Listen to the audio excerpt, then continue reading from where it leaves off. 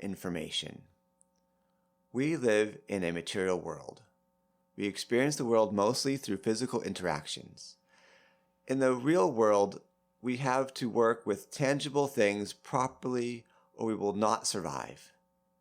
In a most basic sense, if we do not grow and eat food or drink water, we die. It makes sense then that what is solid seems the most real. Its objective realness is the primary textbook of our lives. It feels as if the things made of matter, including our body, are primary and everything else is less real. Yet mystics, saints, and many scientists see the world differently. Atoms are forms of energy as discussed in the impersonal view. If matter is highly concentrated energy, then energy can be seen as more elementary than matter. That energy can take forms other than matter, such as sound, sunlight, and time. In addition, there are many things we know now exist that we do not experience directly. For instance, it was only in the late 1800s that radio waves and X-rays were discovered. These forms of energy that we do not knowingly interact with until relatively recently, yet exist in the real world. Today we take for granted that we live in a world made of energy and matter. As our understanding of energy increases, something else emerges. There exists an even more fundamental state than energy: information. Just as energy comes in different forms, so does information. Information can occur as energy, meaning, and imagination. In physics, all energy has a certain number of bits that allow it to express its specific properties. These units have mathematical properties that allow them to be measured, theorized, and understood. All matter is energy, and all energy is information. Meaning is the information contained in our experience of the relationships between two things, the most important of which is how that thing, animal, or person relates to us. Meaning is what allows us to function in the physical world. Meaning in all forms is our estimation of impersonal and superpersonal truth. That estimation lies in a spectrum between things we feel we understand well to things that leave us confused. Contained within meaning is the value assigned to that information. Its value tells us if we need to pay attention to it and to pursue something.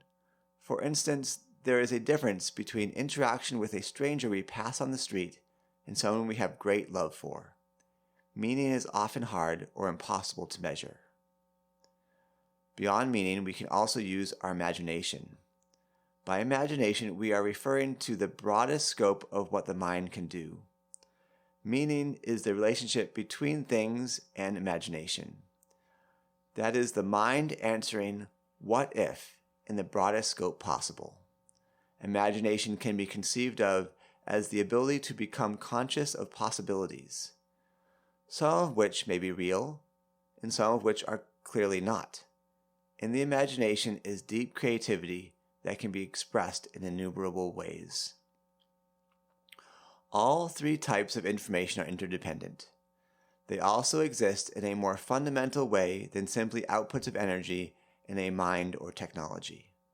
To illustrate the abstract concept of information, consider a book sitting on a shelf.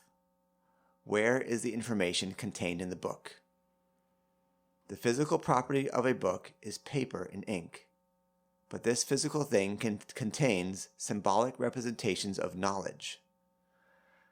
The symbols of language are not of themselves generating meaning. The symbols come out of people's imagination.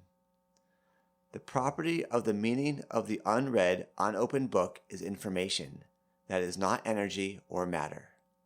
The writing in the book is a portal to a meaning that exists independent of the physical properties of the book. Its meaning was given to it by a person. The book's meaning can only be rediscovered when someone who knows the symbols reads them. We can see that books and other forms of communication can carry meaning that is only accessible by those of sufficient awareness, such as humans. Consider the following analogy.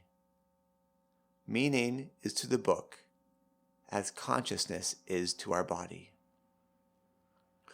We are beings of information and meaning. Reduce the body and mind to its component parts and there is nothing left of us. One of the things that makes us humans is information in the form of meaning and imagination. We share in the infinite production of information that is characteristic of the Supreme. We are not beings of material or energy. We are self-aware consciousness that is producing information and having an embodied experience. What does this tell us about the Supreme? In the conscious universe, the Supreme is described as a plane of elemental data and infinite possibility. To our understanding, Supreme is consciousness produced by infinite love and awareness. A product of this consciousness is infinite possibility. Infinite possibility is expressed in the form of information. Information produced by the Supreme stands at the base of anything that can be called reality. The Supreme is then the source of all information, awareness, consciousness, and thus our own infinite potential. Energy that makes up our realm came to be because of information produced by the Supreme.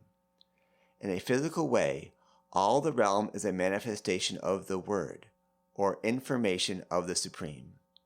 The Word gave rise to energy, that then gave rise to matter. The Word that made this realm is the First.